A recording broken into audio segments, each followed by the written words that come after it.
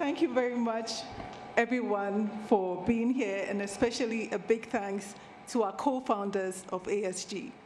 My heart is just filled with so much gratitude for the commitment that we found in our excellencies. And so this is a favorite part of today's program because the students have so much to ask our excellencies. And so without wasting much time, I'd like to call to the stage our first co-founder, His Excellency Haile Mariam Desalegn.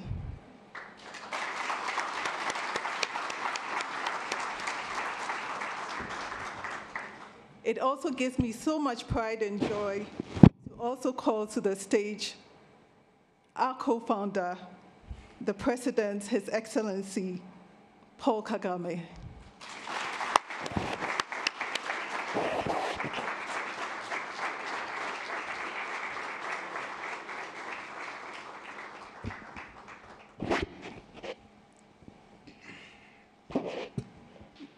Your Excellencies, all week we've been interacting with our students, and they've talked a lot about what their vision is. They've talked about their goals, they've talked about their aspirations, and I must tell both of you that many of them want to become presidents. They are welcome to. Yes, but we also want to set the stage for today's discussion.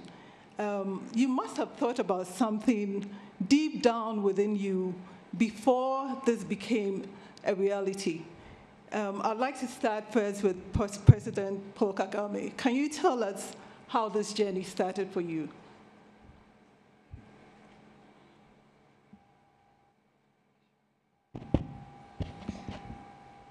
Well, the journey started with trying to understand who we are, where we come from, what opportunities do we have, what challenges do we have, and what do we do about, as a continent, being able to move forward and be where we need to be. And with also the understanding that our continent, Africa, has everything, in my view, to stand shoulder to shoulder with other continents in the world. But at the same time, we look around, we find there's one thing missing here or there, and in fact, what dominates the scene is that Africa is always an afterthought for people when it comes to putting value where it belongs, talking about people of the different parts of the world. And so, why? We have to ask ourselves this question. And maybe we have been asking ourselves this question for a long time. But what is the problem then, that we remain in a place where many questions are raised about us? In terms of really not being who we should be or being where we should be. So the idea then came up that maybe we need to do a lot of introspection, but also especially look to the young people who are our future, and see whether there is anything that can be done for them to do things better than we have done, and overcome those challenges that have been really crippling in a sense that Africa cannot just remain where it is.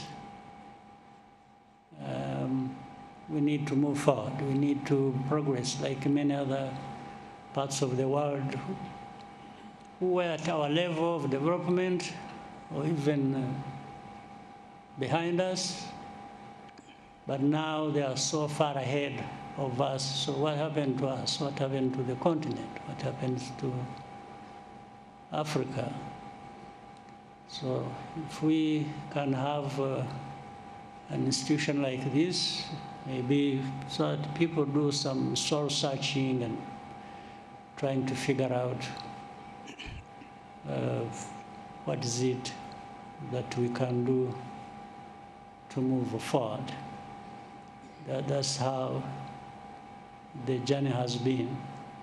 And let me thank you for, first of all, being here yourself and moderating this, but also thank the co-founder that these ideas were commonly affecting us in terms of how do we do what needs to be done and move forward and stop just talking. And maybe some of the young people we are going to have develop here will find a way of doing things better than we have done. And even if it is out of 10, if you get 5 going the right way and 5 struggling, you still have the 5. So we go with that. So thank you. Thank you very much, Your Excellency.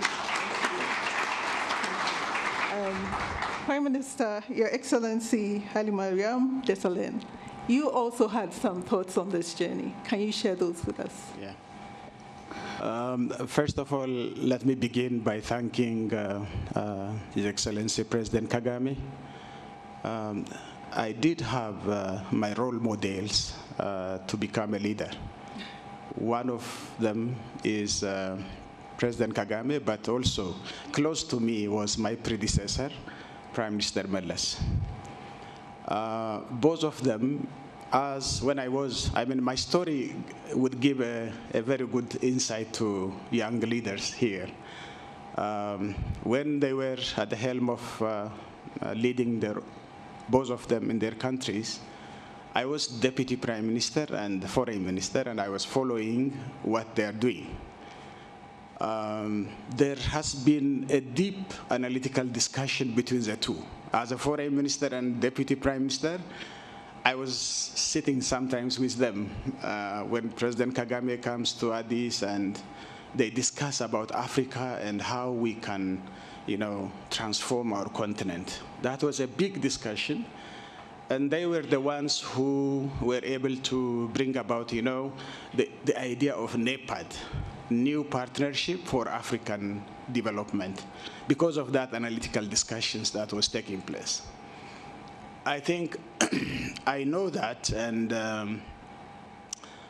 of course, President Kagame also looking for somebody who can take over this, because both of them were in office. And it is very difficult for them to move forward these kind of ideas to action. So when we met and discussed about the past discussions that has been long overdue, I think that has come to the point that we should start this now. And that's where we started. The inspiration came, as the President said, some of the countries, especially the ASEAN countries and the Asian tigers, everybody knows. Singapore, South Korea, even China now, moved in a generation time from rags to riches. But we Africans and African nations, which were better off them in certain period of time before one generation, will still remain, in most cases, in the poverty shackle. And I think the whole idea of this discussion is, it is the mindset which matters. It is the attitude which matters. And it is the leadership which matters. And we do have that leadership deficit and the problem of governance.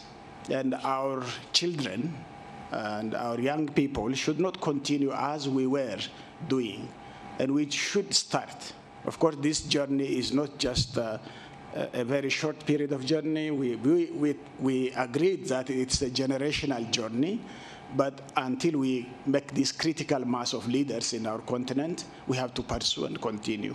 That was how it began, and thanks to the President, that opportunity was given to me to lead this process, getting directions from him, and I think we are here today. So. Thank you. Thank you very much. I have so many more questions to ask, but today is really not about me or any of us. It's about our students, the MPA Pioneer cohort. So at this stage, I'm going to open the floor to our students. His Excellency, if you will permit me. Yes. The ground rules are very simple. Keep your questions very brief. Introduce yourself, and then you can go along with your question. So any hands up from our cohort? Yes, I think I see you. William. Your Excellencies, thank you for gracing us with your presence. My name is Lukudu William from the Republic of South Sudan. My question goes to Your Excellency Kagame.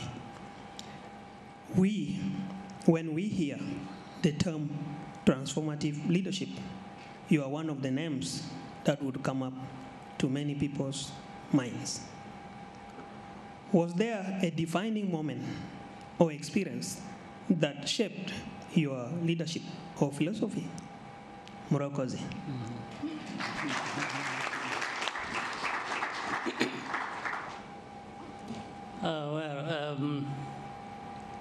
There will always be those circumstances, moments that impact people's lives. Doesn't matter where or whom it happens. I had my own circumstances and background that I was born in and grew up in, and all these have impact on every individual.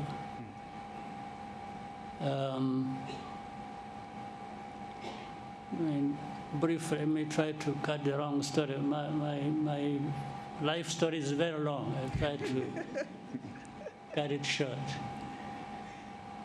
Born here in Rwanda, the family becomes refugee. When I was 4 years old, I grew up in a refugee camp, 20 years, and then other difficult circumstances after that. Yeah, so every moment had impact on me, and at a personal level, I think one has to make a choice, decide. Do I allow difficult circumstances to crush you and you disappear? Or maybe you fight for your chance to live, maybe live as well as you can. So some of the choices I made led me to this point. I cannot count for every day, for every year, but cumulatively I can see that this has been the effect. So it's a learning experience as well. Even in difficult times, don't waste that time. Learn from it. there are lots of lessons in difficult times. There should be lessons in good times too. Meaning, just don't pass the day and the year like that. Take something from it and associate it with a purpose, meaning a purpose of your life. But at the same time, put it in the context of other people's lives, because nobody lives alone without having impact coming from others. And that's how the idea in anybody's mind probably would be formed, to start saying, what do I do? And it increases, the ability increases with the age. Of course, when you're very young, this hasn't formed up yet. So that's really how I was impacted. But I was impacted personally, but the environment, the context, and circumstances I grew up in with others. That's how, with other young people like me at the time, as we were growing up, came together and tried to find ways of fighting back on these challenges and finding our way. Even if you are not sure what is going to be the outcome, the effort is worth the while. You need to put in the effort, and then you live 1 year at a time. Yes, definitely. Sometimes you can live 5 at a time if you have a chance. So there are things that depend on people, on individuals. There are things that depend on the context and circumstances people live in. But the person matters, and how you respond to the challenges you meet on an everyday basis. Whether you give up, whether you fight or flee, or it shapes everything.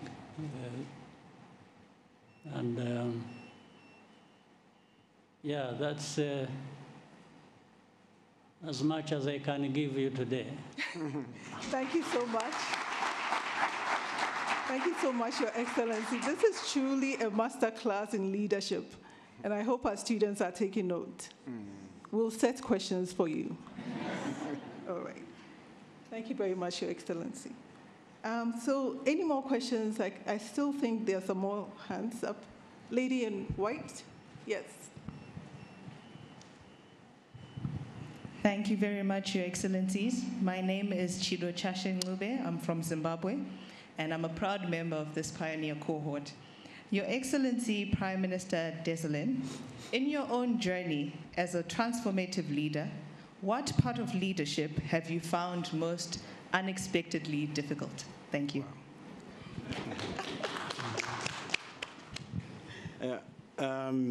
Leadership is, is always accompanied by challenges. When you address those challenges, I think you get progress.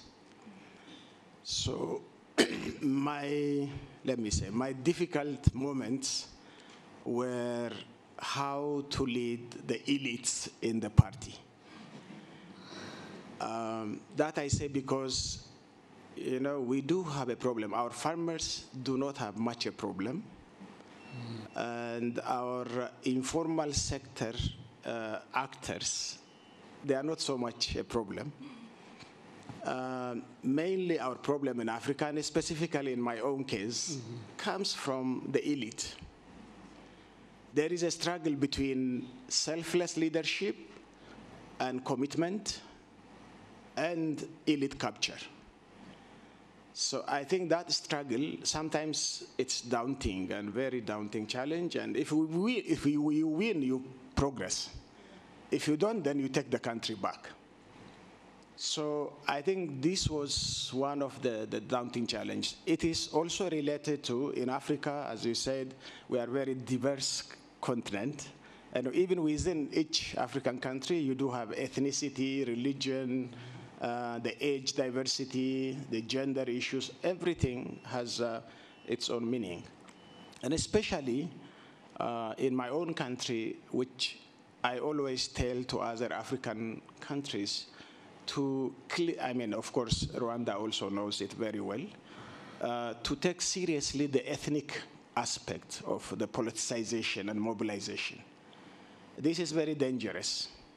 And it ended up, in war and fightings and all those things. And I think that was one of the basic things.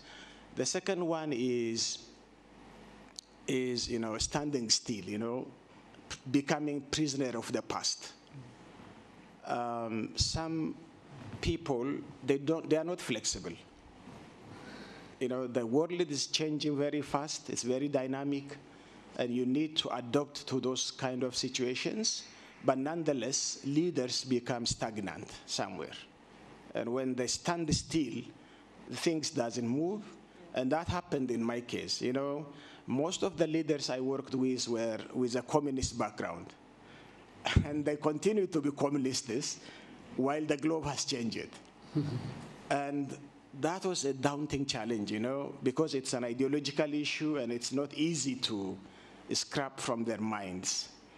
And I think when we talk about mindset, attitude, and all those things that need to be necessary for a transformative leader, we need to think about the ideology that underpins what we are doing. Yeah. And so I think that are the two major challenges I encountered. I can enumerate many, but the outstanding ones are, I might say, these ones. Thank you very much for being honest and sharing the most difficult moments with us. For those who wanted to be presidents, I'm not sure if you still want to be president. Okay. Your Excellencies, there are more questions, if I have your permission. Sure. Yeah. Yes, I think there's a lady with a nice bun. Yes. Thank you. My name is Tariba Traore. I am a proud Pioneer Court member from Mali. Oh, yeah. My question is for President Kagame. Your Excellency, we, the young people, think about many things about the future. Employment, peace and security, natural resource management, so much more. My question is, what is that one pressing issue in Africa that keeps you awake at night? Thank you. Unfortunately, it is not just one. There are so many. But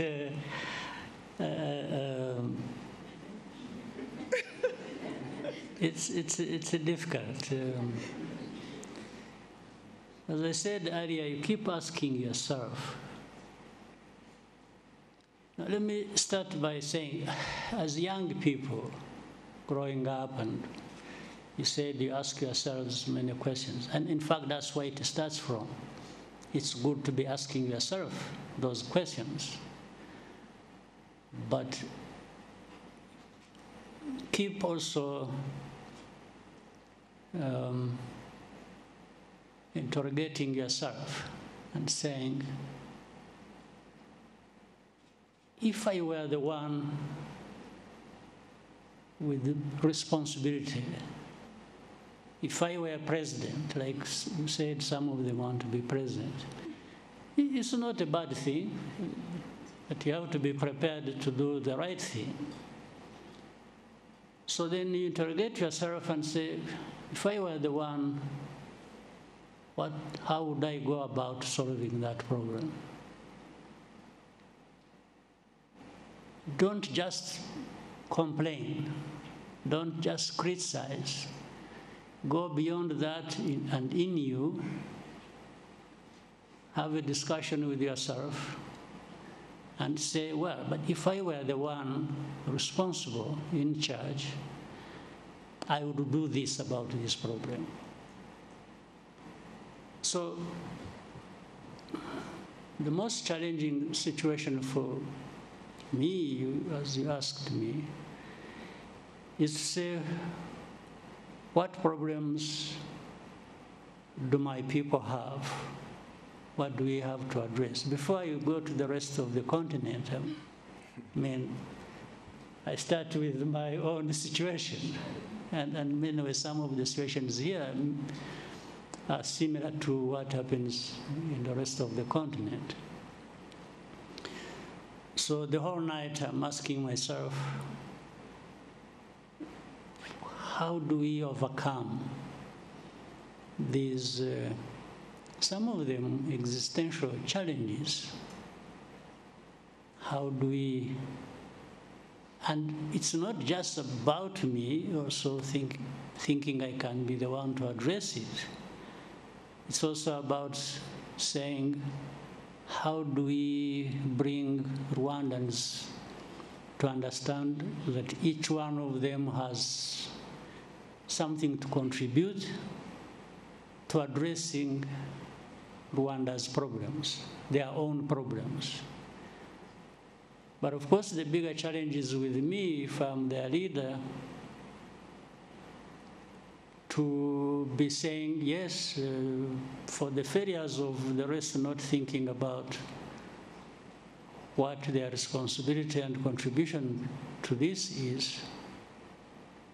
They also, for them, they have the right to turn around and blame me for everything.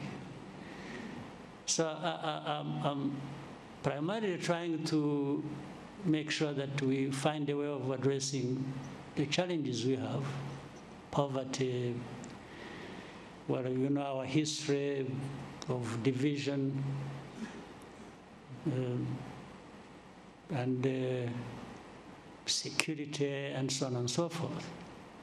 I can't, an individual, it doesn't matter how good you are, you cannot deliver on them without making everyone else contribute to that and understanding what the problem is and what can be done to address it.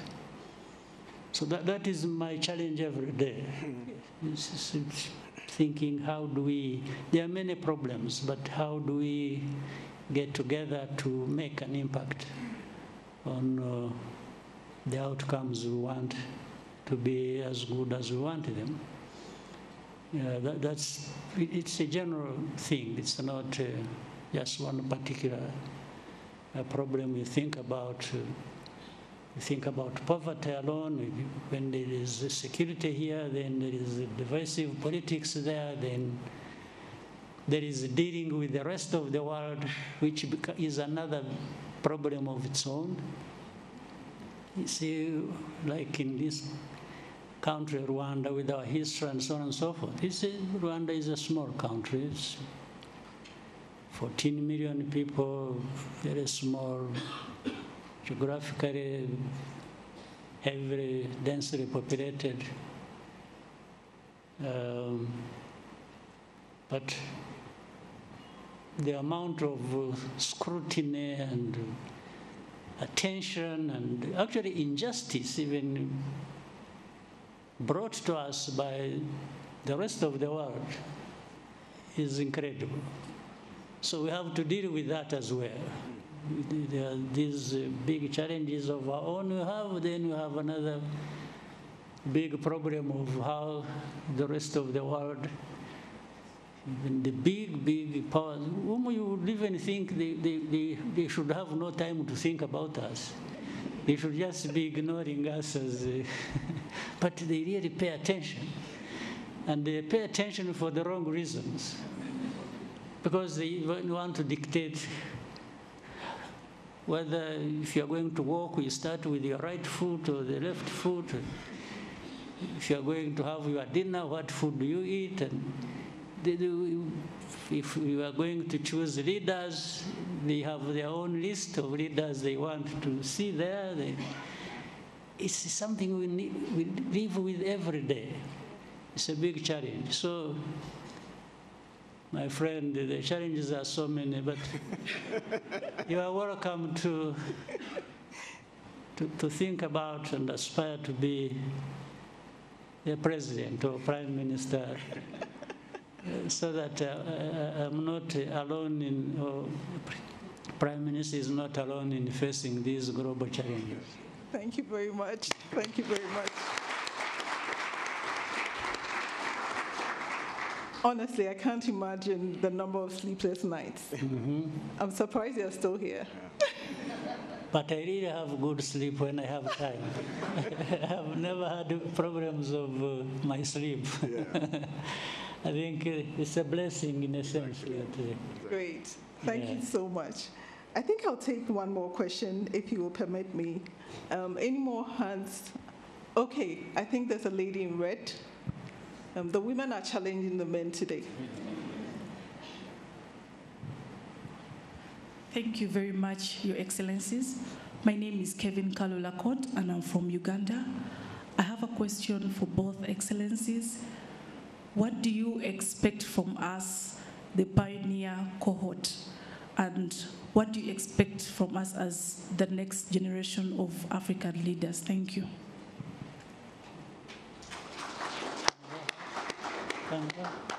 Okay. Thank you, President. Yeah, I think the expectation when you finish this course in African School of Governance, I expect you to be self-aware. I mean, understand your core values and see that you can be a selfless leader. And our aim is to see this is my turn to eat, from this is my turn to eat to this is my turn to sacrifice. I think this is it. You know, oftentimes when I travel to some African countries, even the population is saying, you know, this is their turn to eat. I think this mindset has to change. As leaders, we are here to sacrifice and pass through daunting challenges. When the president was saying, I was looking into, when you know that you are the ultimate person which gives the final decision on millions of people's life, that is a very difficult task. And that calls for, you know, somebody who has a clear direction, purpose, who understood his own calling properly, who has searched his soul properly. So I think the school is here to help you to search, but it's you who should be doing that. The school cannot do that. So I think the individuals are the ones who should know it. You should be compassionate. I think it's not just power and authority which matters. It is empowering others to unleash their full potential to deliver on the cause is much more important. So I think I expect from this cohort, as the first cohorts, I'm proud of you because you have chosen ASG. But ultimately, it's the beginning of a long journey where you will be also part of that journey. And I want to see at the end that we have selfless leaders who are committed to serve as a servant leaders, their own people. Thank you. Your Excellency, President. Well, I'll be short in this. What we expect of whether first cohort or any others that will come, and of the young people, is simply, let me treat it in reverse. When you are there, young people, what is your expectation about us? What is it? What do you want us to do vis-a-vis where you want to go or your needs? So by flipping it, you start wondering, put yourself in our positions and then start imagining that you will be the one addressing those problems. So you already have framed what we want of or from you. Yes, it's that responsibility, it's that journey you have to travel to be like leaders you are talking to, in a sense, or addressing the challenges they face in their responsibilities. So put yourself in that, always in that position, even when you are here. That's what I'm saying, it doesn't matter what cohort. It's what are you here for? What is the purpose? And therefore, how do you translate? You are not here to just earn a degree or a second degree. There are many people who study, get as many degrees as they can. It's a good thing in itself. But at the same time, there is a much bigger thing, and even better is if you can use this knowledge you have acquired and then deal exactly with the same problems that and challenges we are talking about of individual countries or the continent or other global challenges. How you immerse yourself in making your contribution and having an impact on the process of dealing with the challenges is what we expect from you and the cohorts of different generations. Okay. Thank you very much. Thank you. The expectations are very high, and I'm very sure that our cohorts and those to come will make us very proud. Thank you. So I think we'll have a final question. 2 hands. I'm sorry, I may have to favor a woman again. Lady in green.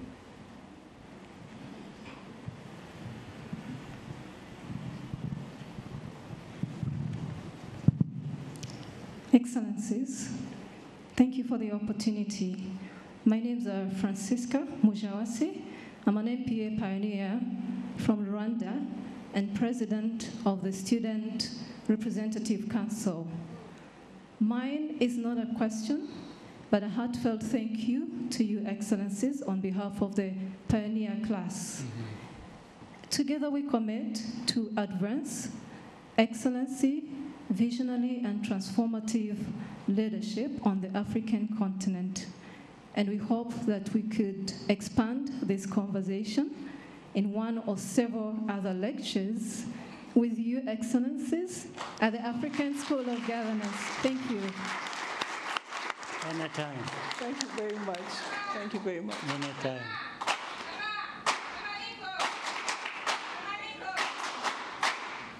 Thank you. Thank you.